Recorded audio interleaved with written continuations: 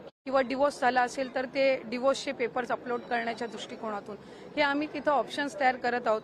त्यासाठी वेबसाईटमध्ये ज्या काही त्या पेजवर ज्या काही बदल करण्याची गरज आहे त्याची प्रक्रिया ही आम्ही सुरू करत आहोत। त्यामुळे साधारणपणे ज्या सर्व पात्र महिला आहेत त्या लाभापासून वंचित राहता कामा नये या दृष्टिकोनातून आम्ही काम करत आहोत।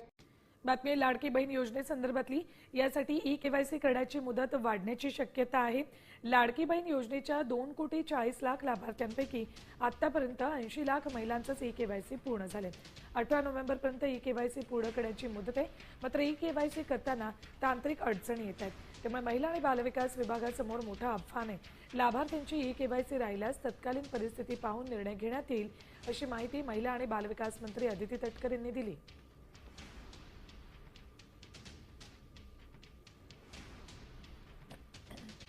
1.5 कोटी लाडक्या अपात्र ठरणार।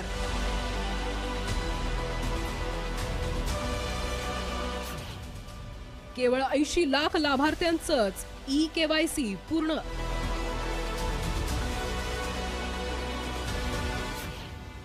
शासनाचे 25,000 कोटी वाचणार। त्या महिन्यातले पण लाडक्या बहिणीचे पैसे आम्ही रिलीज केलेले आहेत, ते त्यांच्या अकाउंटला जातील। ही योजना ज्यावेळेस आणली त्यावेळेस अतिशय चांगल्या भावनेने ज्या गरीब महिला आहेत त्यांना काही ना काही आपल्याला कसे सहकार्य करता येईल म्हणून ती योजना आणलेली आहे। मधल्या काळामध्ये पण तुम्ही बघितलं काही जण नोकरी करणाऱ्यांची पण नावं आली। जसं जसं एक एक गोष्टी लक्षात येत आहेत तसं तसं आम्ही ती नावं कमी करतोय। आता पुरुष लोकांची यायचं काही कारणच नाही। जर आलेली असली तर ही योजना पुरुषांची करता नव्हती।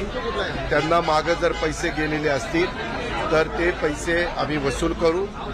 जर त्यांनी मदत केली नाही तर वेळ पडली तर लाडक्या बहिणीच्या योजनेचा गैरफायदा घेऊन जर कुठल्या पुरुषांनी ते पैसे मिळवण्याचा प्रयत्न केलेला असेल तर त्यांच्यावर आम्ही ऍक्शन पण घ्यायला मागे पुढे बघणार। 4 ते 5 लाख लाडक्या बहिणींचं ई-केवायसी प्रोसिजर होते।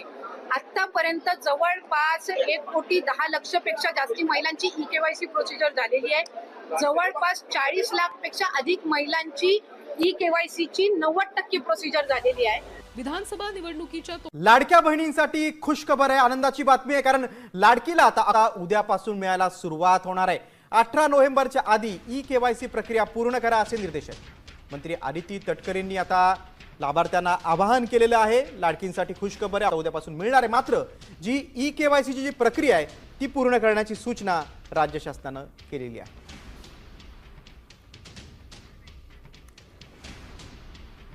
आता कधी मिळणार याकडे लाभार्थ्यांचं लक्ष होतं। मात्र आता लाडक्या बहिणींसाठी राज्य शासनाने आनंदाची बातमी दिलेली आहे। लाडकीला आताचा हप्ता उद्यापासून मिळायला सुरुवात होणार आहे। त्यांच्या अकाउंटमध्ये पैसे जमा व्हायला सुरुवात होईल। पैसे प्रक्रिया पूर्ण करण्याची सूचना आहे। अधिक काय माहिती? लाडकी बहीण योजनेच्या लाभार्थ्यांना अनुदान मिळण्यास सध्या विलंब होतोय। मात्र योजनेच्या वेबसाईटमध्ये बदल होत असल्यानं अनुदानास वेळ लागत असल्याची माहिती अदिती तटकरे यांनी दिली आहे। लाभार्थींच्या केवायसी प्रक्रियेसाठी वेळ लागत असल्यानं अनुदानाचं वितरण थांबवलंय। मात्र लवकरच ही प्रक्रिया पूर्ण होईल असं त्या म्हणाल्यात।